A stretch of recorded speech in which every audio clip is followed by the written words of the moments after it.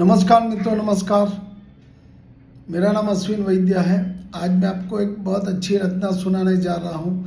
बेबस है कि तुझ तक आ नहीं सकते, अपनी मोहब्बत तुझे हम दिखा नहीं सकते, रोक नहीं सकता यूं तो ये जालिम जमाना, पर तुझी पर तोहमत लगा नहीं सकते। तू खास है कितना जता नहीं सकते, पर तेरा खास दिन बुला नहीं सकते। माना कि हक नहीं हमें, पर फर्ज तो बुला नहीं सकते। दुआ तो दे सकते हैं, चाहे उपहार पहुंचा नहीं सकते। प्रेम रहेगा सदा तुझसे, चाह कर भी हम दिखा नहीं सकते। खुश रहे तू बस सदा, खुश रहे बस तू सदा, इससे ज़्यादा हम कुछ कर नहीं सकते, इससे ज़्यादा हम कुछ कह नहीं सकते। Thank you, thank you, thank you.